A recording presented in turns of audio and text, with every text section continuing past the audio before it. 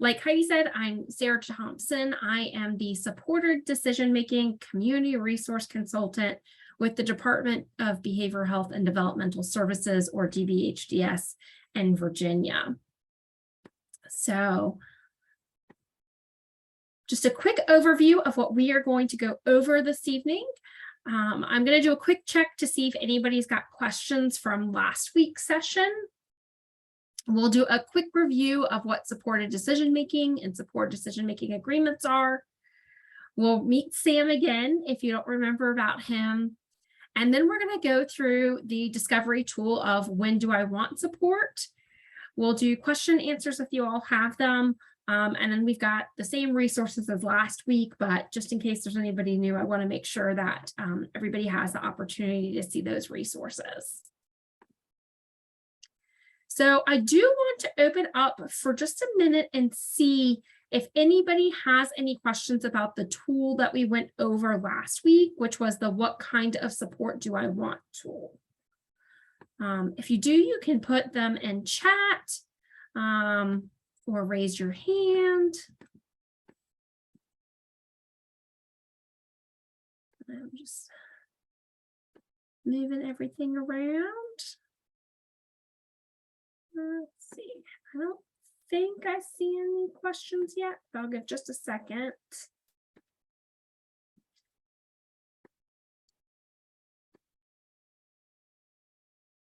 We're going to do a quick review of the information we covered last week about supported decision-making and supported decision-making agreements. So that's why this questions time, I just wanted to focus more on the tool itself, the discovery tool of what kind of support do I want. I don't think I see any hands or questions. Okay. That is just fine. If you think of something, feel free to put it in the chat and we'll address it at the end. Okay. So now we're just going to move on to our review of supported decision-making and supported decision-making agreements. I am going to try to keep this short and condensed. Sometimes I really get on a roll with this. So I'm not going to, I'm going to try not to go into super in-depth with it. So we have the concept of supported decision-making, which is a decision-making model in which individuals make decisions with the support of people they trust.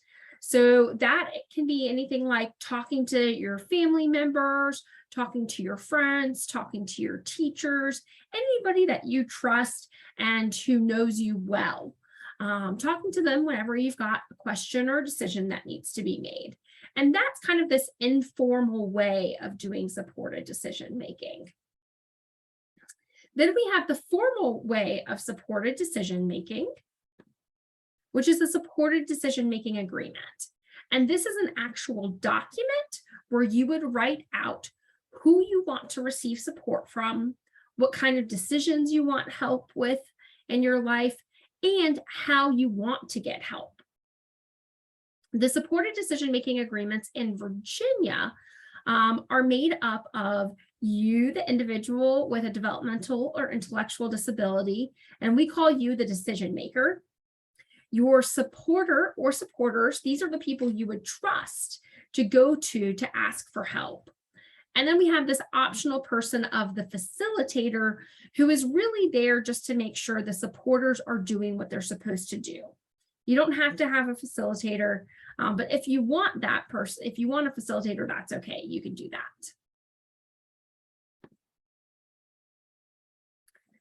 So again, the decision maker is anybody that's 18 years or older that has an intellectual or developmental disability. And in Virginia, you have to be legally able to make your own decisions. So right now, that means you can't have a guardian, a legal guardian that's appointed by the court. Your supporter or supporters, you can have as many as you want and as many as people agree to be your supporters. These are the people that help you with making the decisions that you talk about in your supported decision-making agreement. And these can be anybody. It can be family members, friends, teachers, people who help you at work, or maybe people you go to church or do a certain recreational activity with. Really, we just say anybody that you trust and you feel comfortable talking to about decisions that you need help with. And then again, the facilitator. This could be one of your supporters, but it doesn't have to be. But their job is to make sure that the supporters are actually doing what they say they're going to do in the agreement itself. So again, just a quick snapshot of supported decision-making and supported decision-making agreements. The big piece about these is that supported decision-making and supported decision-making agreements can help people with intellectual and developmental disabilities make decisions or receive support with making decisions, but ultimately they are the ones that make the final decision themselves, and they retain all of their legal rights when it comes to making decisions. This helps increase autonomy and self-determination. So that's why we're going through these kind of discovery tools over the next few sessions to kind of get an idea of maybe what would go into your supported decision-making agreement. So we're going to meet Sam again in case you weren't here last week. So Sam is who we are following throughout this whole session. We're seeing all of his discovery tools from the one that we saw last week to this week. We'll see another one of his discovery tools next week. And then the fourth week, we will see his supported decision-making agreement. So quick review of Sam. He's 18 years old and he has autism and uses words to communicate. He's in high school and has been learning job skills and about how to be a good employee while in school. Sam is considering graduating so he can work and focus on his dream of being an actor. Sam lives with his mother, father, and older sister who visits when she's home from college. Sam wants to live on his own in a nearby city after he graduates because he feels the city is where stars are made. Sam's parents are nervous about Sam living on his own and making his own decisions because they worry he will be taken advantage of by others.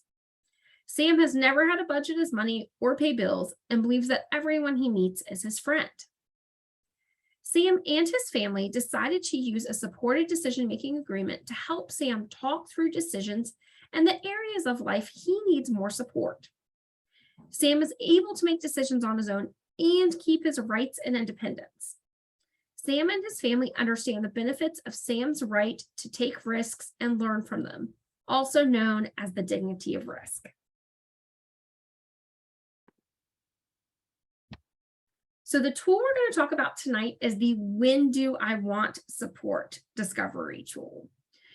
And the neat thing about this document is that it goes through a bunch of different life areas and common situations or decisions you might run into in these different life areas.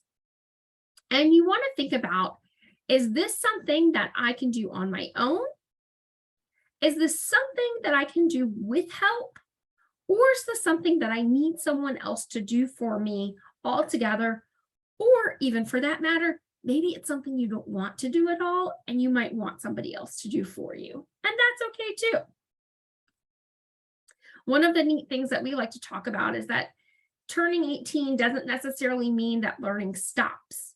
So if you're looking at this tool and you're looking at things that maybe you say, I can do this with help, or I need someone to do this for me. Maybe these are things that could be action steps or things that you might want to work on learning so that one day you can either do it all on your own, or instead of somebody doing it all for you, it might be something that you can do with help later on.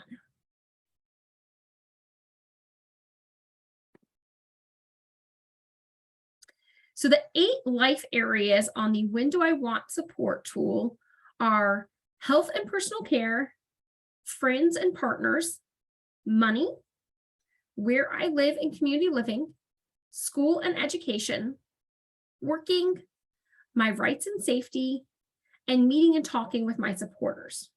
We also have a 9th area on there, which is other, so that you can really personalize this. We know that we can't think of everything for everyone. So we have this other option, so you can add in things that you might want support from other people with.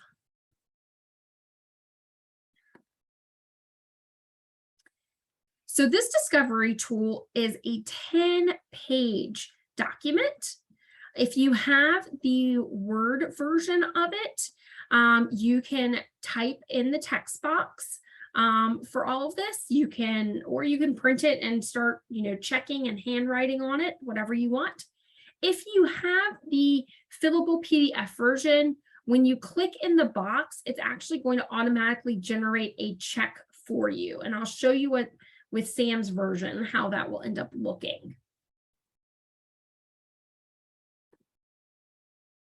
The other neat thing about this tool is that the When Do I Want Support discovery tool directly aligns with the Virginia Supported Decision-Making Agreement template, which we will talk about in our 4th session in a couple of weeks. So this goes category by category in the same order as the Supported Decision-Making Agreement template, and the questions or areas where somebody might need help, decisions, go in order as well. So if you fill out this discovery tool, it's pretty easy to then transfer that information onto your supported decision-making agreement. So I will show you for an example. The very first decision is getting, or area of support would be getting healthcare, getting my healthcare information. That's on the discovery tool. And then the very first option on the first life area on the supported decision-making agreement template under health and personal care is getting and looking at my healthcare information. So it goes line by line in the same order. And we'll look at this crosswalk again in session 4 in a couple of weeks. I just wanted to kind of give you a heads up on that.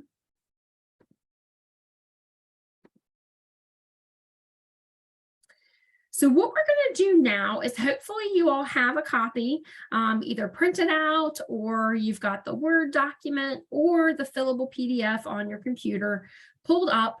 And we're going to go through as many sections as we can together within the hour that we have. I'm going to stop a little bit before probably around 7:15, 7:20, just to see if there's any questions that we might have, so that we can answer things before the end of our hour.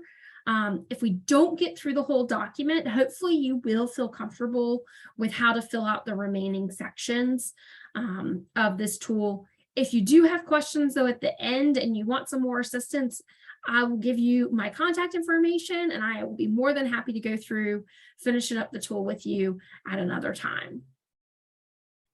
So this is Sam's When Do I Want Support discovery tool. Like I said, it goes in the same order as the Virginia Supported Decision-Making Agreement template. So first area that we start out with is health and personal care. Now you might say that there's some parts of this tool that don't mean anything to you. It's not something that is a decision or a piece that might be in your life. And if that's the case, you can either skip the whole life area, or you can skip that particular line. It's totally up to you. But I'm going to go through each one and just make sure that everybody has a good understanding of what the different options are or what the different questions are. So for Sam, we start with personal and healthcare. And the first option or area that he might need help with is getting my healthcare information.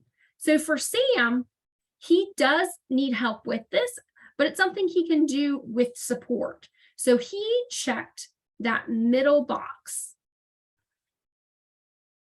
So if you want to fill yours out as we go along, that would be wonderful. And like I said, I'm going to go line by line through Sam's.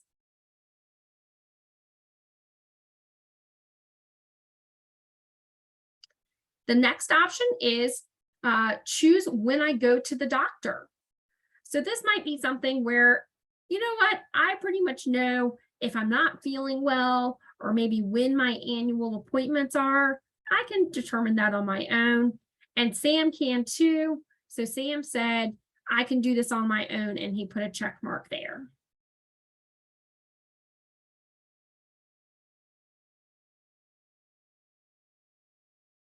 Making and keeping my doctor and dentist appointments. This is something Sam can do with support or with help from other people. Usually because he needs reminders. He's working on learning how to actually schedule the appointments, but he definitely wants the reminders from the people that support him.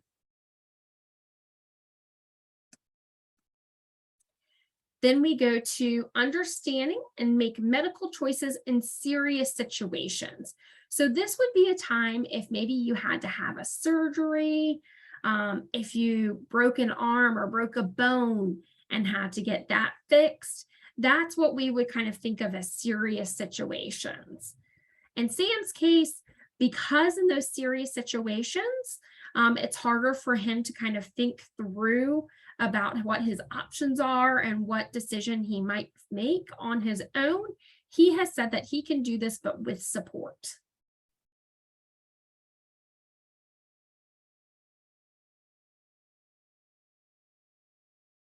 And the last one on this page is understand and make medical choices in emergencies. So these are things that are definitely not planned. We've got our serious situations like surgeries or big injuries, but sometimes those things might be a little bit more planned. You've already had some doctor's appointments.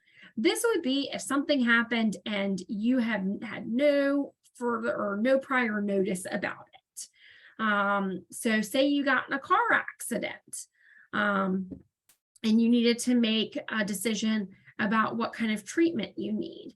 In Sam's case, he feels like that's a lot of pressure for him to make in those kinds of situations, especially because those sometimes need to be made quickly. So he had said that he would feel more comfortable with somebody else doing this for him altogether.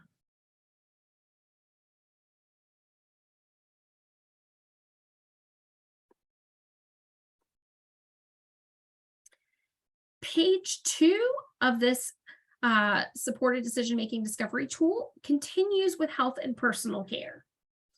Some sections you'll see, or some life areas you will see, are larger than others, just because there's more decisions that sometimes are going to be made in those certain life areas. So the next one is understanding and making medical choices in everyday situations. So things like if I need to get a medical checkup, if I need to get my prescriptions from the drugstore, that kind of thing. Sam can do this, but he prefers to have help, especially if he's got to get his medicine. And you will see this in the next one, which is understanding my medications, help remind me about taking my medications, and assist me with getting and taking my medications. Sam, for the most part, remembers with some help when to take his medications. But at this point, he doesn't know all of his medications or why he takes all of his medications. So he's still learning about the understanding piece, and he still needs those reminders sometimes. So he said that he can do this, but with support.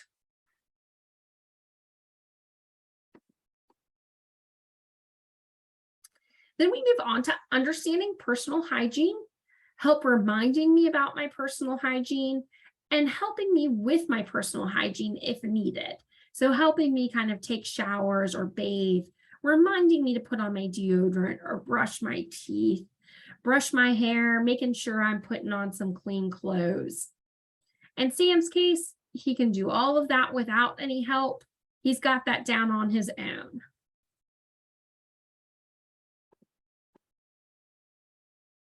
Then we move on to choosing what to wear and helping me get dressed if needed. Sometimes we might have some motor needs where it's harder for us to get dressed in certain clothes, and we might need some assistance, and that's okay. Or Sometimes we might not be sure about what the weather is, and we might need some assistance with picking out clothes that would be appropriate if it's really cold or really hot outside. In Sam's case, he can do this on his own, so that's what he selected.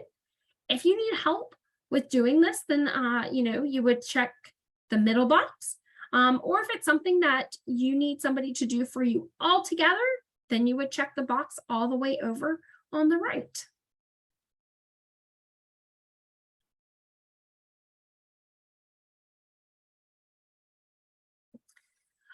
Another decision that you might have in health and personal care is deciding when, where, and what to eat. Sam can do this on his own, so that's what he's indicated, but sometimes people might need help with thinking about what their options are for food, or if you have to have a certain kind of diet, maybe due to allergies or other medical needs. Sometimes it's hard to think about what our choices are for food.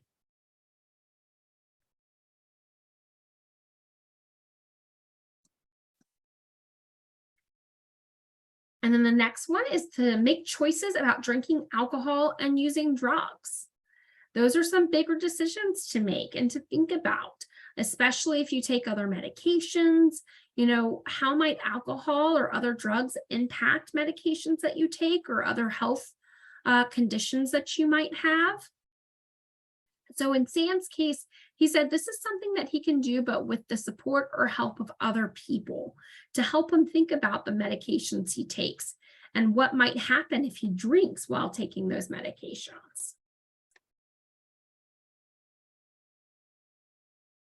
Again, ultimately, it's up to Sam if he ends up drinking or using drugs, but he does want some help thinking through those options.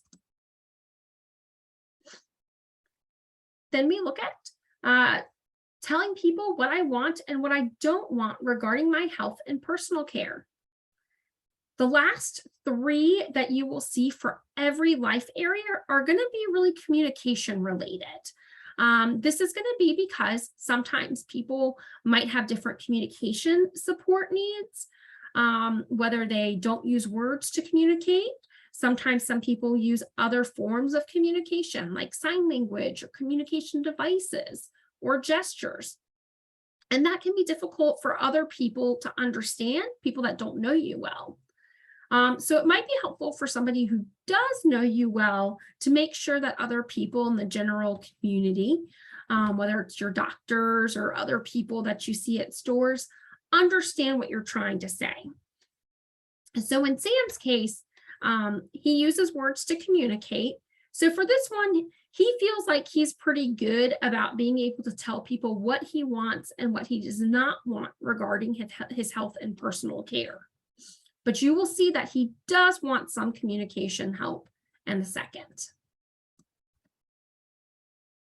So he also feels like he's good about telling people how I make choices about my health and personal care.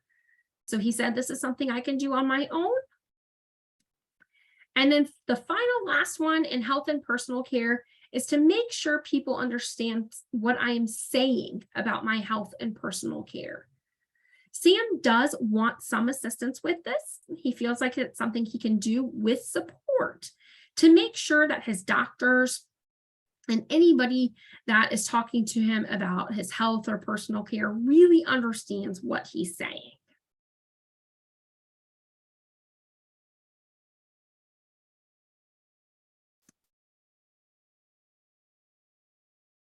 So you might want to make a note, that is the last piece for health and personal care.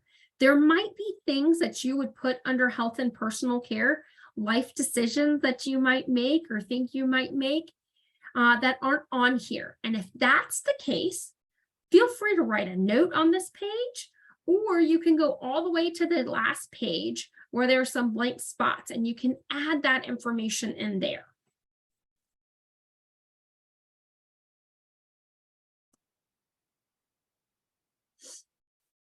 So the third page is going to be our friends and partners. This is where this life area starts.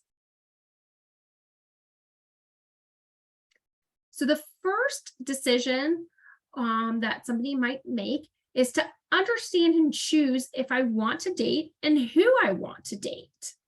This is something Sam feels like he can do on his own without any support, but it might be something that you or other people might want to talk through with somebody, and that's okay.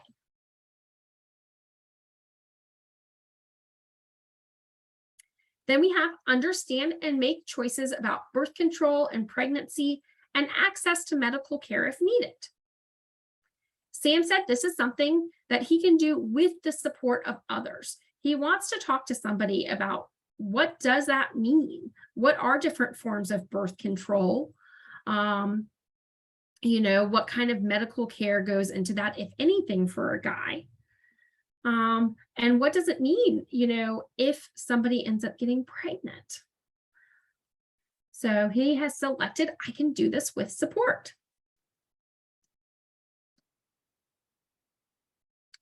Then he's got make choices about sex. And this is something that he feels comfortable making on his own.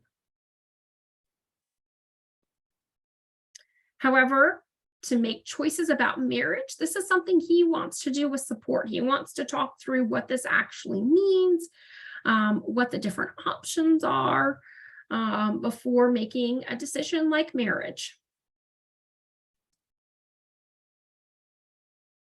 When it comes to choosing who to spend time with, Sam feels pretty comfortable doing this on his own. But he does want some help when it comes to his communication of his friends and partners. So he wants some help telling people what I want and don't want in regards to my friends and partners. He feels like he can tell people how he makes his choices when it comes to his friends and partners.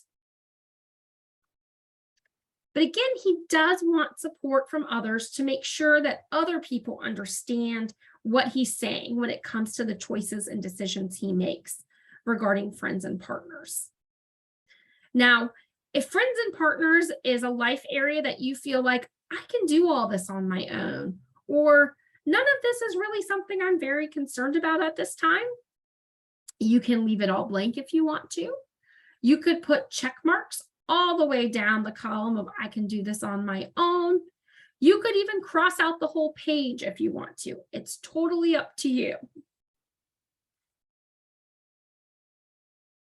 Also, there might be things that you think about when it comes to friends and partners that we don't include on this. So again, you can write those on this page. You could go to page 10 and fill in those blank spots. Whatever is helpful for you as far as saying, okay, what kind of life decisions do I want support with when it comes to friends and partners?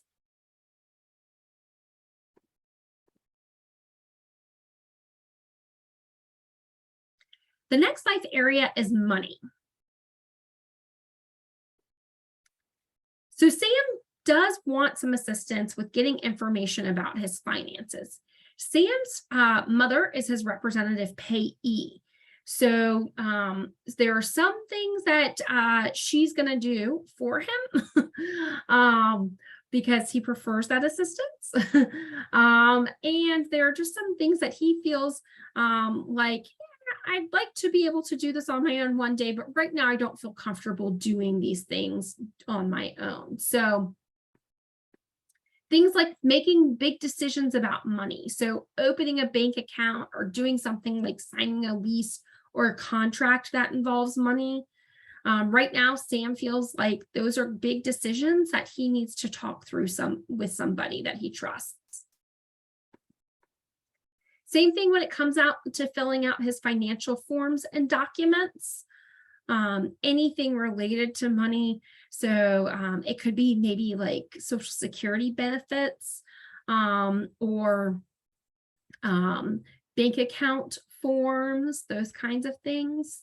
Right now, Sam would prefer to have somebody else help him as he goes through those documents. Keeping a budget so I know how much money I can spend. This is a goal that Sam is working on, is learning how to budget a little bit better because he's never had to do it. But if he wants to live on his own, it's something that he feels like he needs to be able to do. So This is something right now he can do, but with support.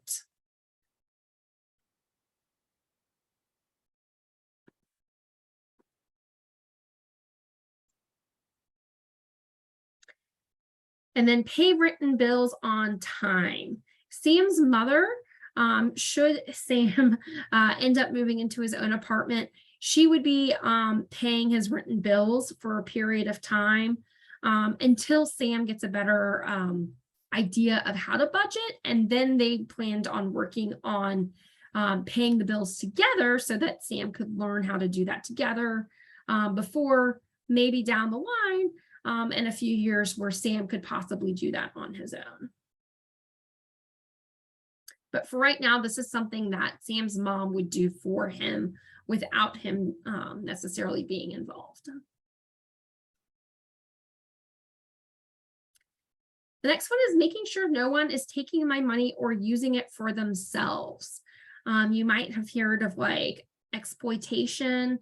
That's kind of what this is. If somebody who should be helping you with money, or watching over your money, is using it not for things for you, but for themselves, or for that matter, you might have some other friends who just ask you for money. And sometimes some people are more inclined to give it to them, which is the case with Sam. Sam trusts people. Sam thinks everyone is his friend. So if somebody were to come to Sam and say, hey, I really need $10 or $20 right now, Sam would give it to them without asking. So right now he's really working with people that he trusts, like his family, to get a better understanding and to make sure that he's not getting taken advantage of by other people.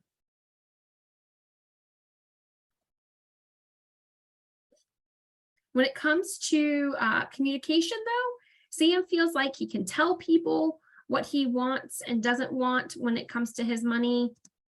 And for the most part, he feels like he can make sure that people understand what he's saying. So those last two things are things that he can do on his own. Now, if money is something you're not worried about at all right now, maybe because it's not something that you're doing much with, or it's something that you can do all of these things with, then again, you could cross out the whole page. You could ignore this page. It's totally up to you.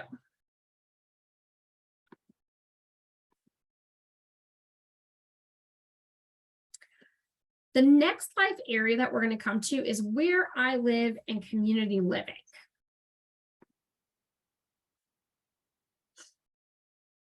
So the first decision or task might be get and look at information about places where I have lived.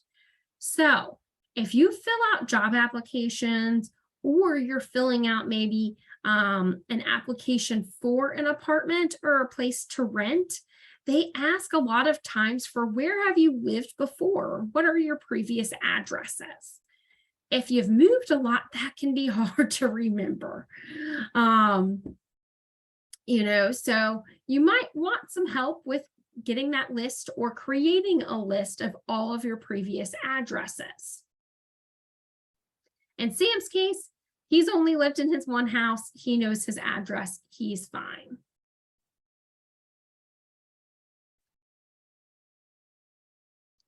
However, the next one is deciding where to live. Well, that might be something that he does want some help with. That's a really big decision for people to think about. Same thing like deciding who to live with. Just because someone is your friend doesn't mean that they might be the best roommate for you. So you might want to think through the pros and cons and get some help with making a pros and cons list for each person. Again, Sam's never lived on his own or even with a roommate. He's always lived with his family. So understanding chores and reminding me to do chores and even helping him to do chores, he does need some support with this. Understanding any leases I'm thinking about, and help me understand any rules of my home and community. Depending on where you live, places might have specific rules. maybe about noise, about maybe pets, things like where to park, that kind of stuff, when to have visitors. So making sure that you understand the rules of where you live is very important. And for Sam, he wants some help making sure that he really understands what those rules are. Making safe choices around the house. So turning off the stove, practicing with your fire alarms, making sure that your fire alarms are working and you've got a plan for how to leave if there's a fire. Those kinds of safety things are quite important. And for Sam, he wants some support, some help with doing this, to make sure that he's thought through all of these, to help develop a plan. Again, he's never lived anywhere on his own or even with a roommate. He's always lived with his family, and his parents have usually done these things for him. So this is something that he's going to need some help with when he moves out on his own.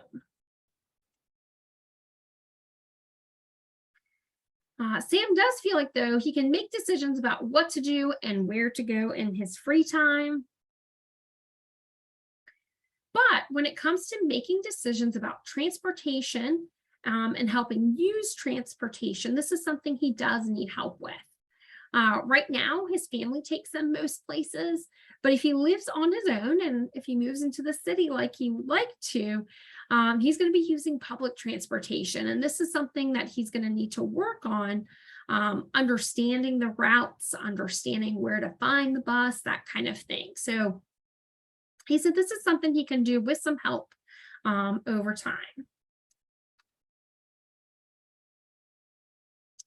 So the next one is understanding, finding, hiring, and firing support staff and services. So if you have any kind of paid services, it might be something like consumer directed services where you're responsible for hiring and firing people. That's the case for Sam. And he does need some support with this.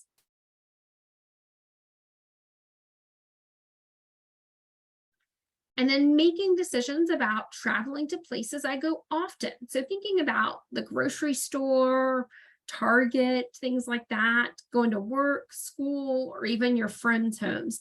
So places that you know well and go to on a regular basis. For Sam, he's comfortable with those places and he doesn't need any help with them.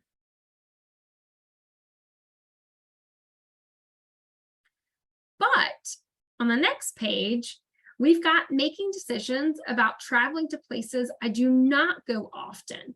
So special events or vacations. For Sam, he's not as comfortable about that with this kind of decision. So he does want some help with doing this. He does like being active and going to places and really going to the beach. But that's a lot to think about. You've got to plan for the money. Where are you going to stay? How are you going to get there? That kind of thing. So he's going to want some help when it comes to doing trips and things that he doesn't do very often. He does feel pretty comfortable, though, telling people what I want and what I don't want when it comes to where I live and what I do in my community. He feels like he can do that on his own. And he can tell people how he makes choices about where he lives and what he does in his community.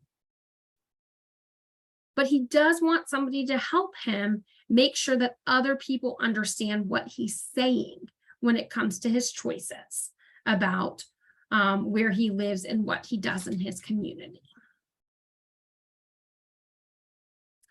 So that's the last one for where I live in community living.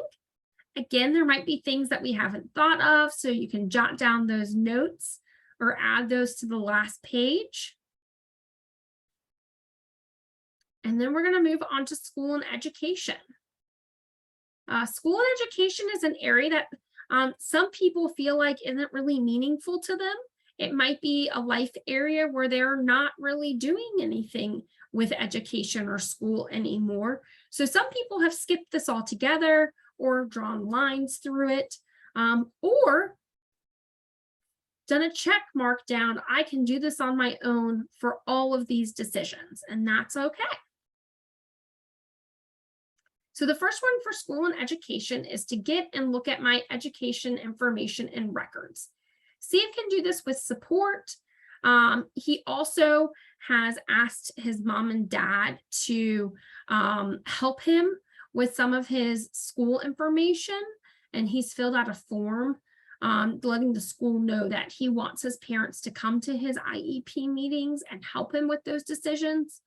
Ultimately, Sam still makes the final decision about his school and services, but he still wants them and his mom and dad involved and aware of what's going on so they can help him when he wants to talk to them about what those choices are.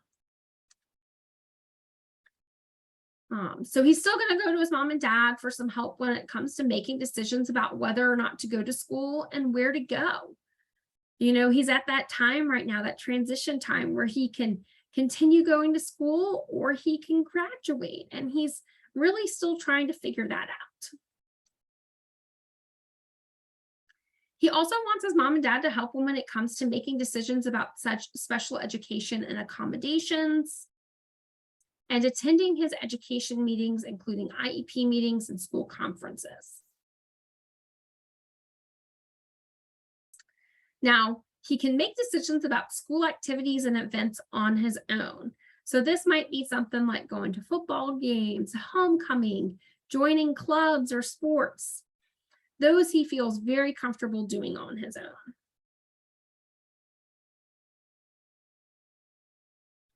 And he feels like he can tell people what he wants and doesn't want when it comes to his education. And he can tell people how he made those choices.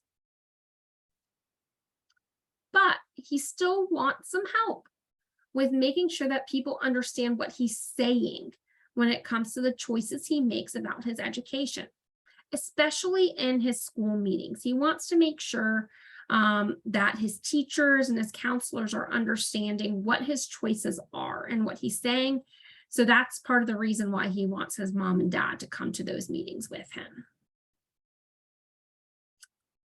So that is it for school and education.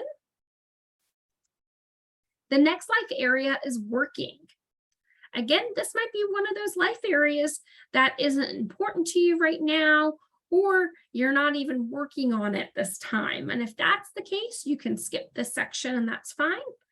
Or if you're at this point where you're looking into working in the near future, you might want to look at this and think about what kind of help am I going to need or support am I going to need when it comes to decisions about working. So for Sam, he feels like he's pretty good about choosing if he wants to work. He does. He really wants to get a job, so he can make that decision on his own. But he would like some help with understanding what his work choices are and applying for jobs, with understanding how working will affect his benefits like Social Security and Medicaid, and with understanding the benefits he could have at work. You know, if he gets a full-time job, or even some places that are part-time, they might have vacation leave or sick leave, or even health insurance. So Sam does want some understanding or some support and help with understanding what those benefits are.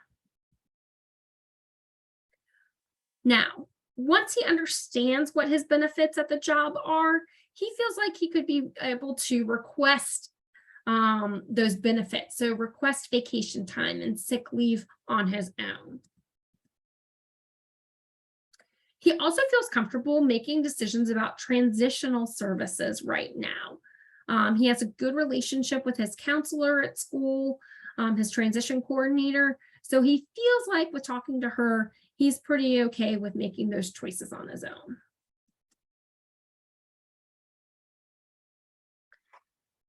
Now, some more areas where he wants support or help from other people are exploring and making decisions about internships, apprenticeships, or mentoring.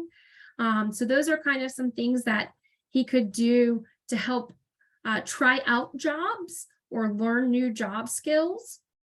Hey, Sarah, this Yes. is Heidi. We're almost at 7:20, and I wonder if you might want to go through just basically what the other categories are and then see if we have any questions. Yes, thank you for that. So let me skip. We've got, oh.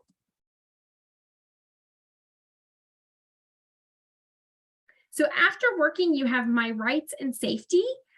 This is a fairly broad life area that really deals with things like voting, making choices, or signing things like agreements and contracts, and then understanding things like abuse and exploitation.